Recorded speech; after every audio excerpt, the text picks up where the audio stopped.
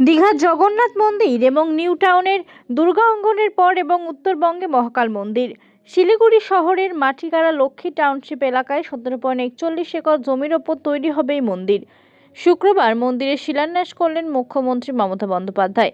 এদিন মুখ্যমন্ত্রী জানান যে বিশ্বের উচ্চতম মহাকাল মূর্তি থাকবে মন্দিরে, আর সেই সঙ্গে থাকবে ভারতের 12টি জ্যোতির্লিঙ্গের প্রতিরূপ।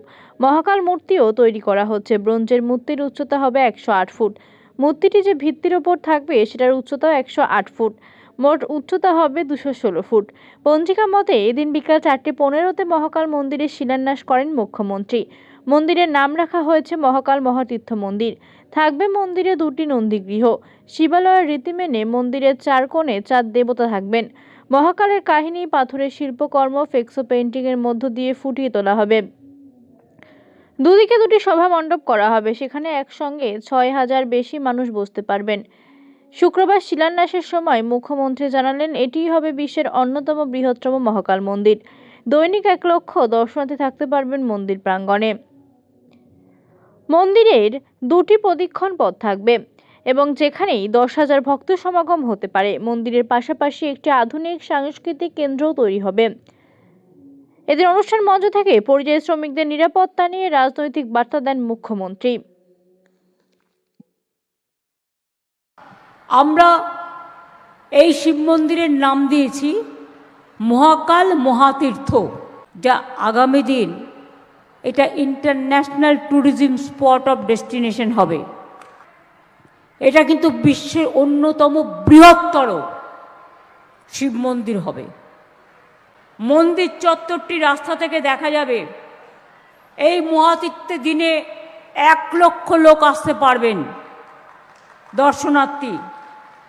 কমপ্লেক্সের মূল মন্দির ছাড়াও মহাদর্শনের জন্য বিশ্বের উচ্চতম হাইয়েস্ট মহাকাল মূর্তিও আমরা তৈরি করছি।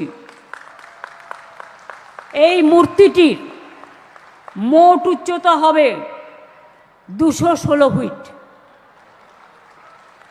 216 ফুট। ব্রোঞ্জের মূল মূর্তিটির উচ্চতা হবে 108 ফুট। সেটা যে ভিত্তির ওপরে থাকবে সেটাও 108 ফুট। মোট 216 ফুট। আমি সারা বাংলা সহ সারা দেশ বিদেশ সকলকে জানাই আমার আন্তরিক অভিনন্দন। মনে রাখবেন, আজকে বাংলা ভাষায় কথা বললে পরিযায়ী শ্রমিকদের উপর অত্যাচার হচ্ছে। দয়া করে অত্যাচার করবেন না। বিজেপি রাজ্যগুলো করছেন কেন? আমরা তো করি না। We love all, humanity for all the religious for all, unity is our strength and divide is fall. अब क्यों अत्याचार करते हैं? असम में जाते हैं पिटते हैं, राजस्थान में जाते हैं पिटते हैं, मध्य प्रदेश जाते हैं पिटते हैं, दिल्ली में जाते हैं पिटते हैं, बिहार में जाते हैं पिटते हैं। क्यों? पिटना कोई धर्म नहीं होता है, जिंदगी देना धर्म होता है। जिंदगी से सबसे कामयाब चीज यही है, हम जितना दिन बचेंगे हम काम करके जाएंगे। अच्छा काम, शुभ काम, जो ईश्वरी हो, अल्लाह ही हो। गांधी जी बोलेছেন ईश्वर अल्लाह तेरे नाम सबको सुमति दे भगवान। আগামী দিনে শিলিগুড়ির মহাকাল মন্দির বিশ্বের দর্শনীয় স্থান হয়ে উঠবে বলে আশা প্রকাশ করছেন মুখ্যমন্ত্রী।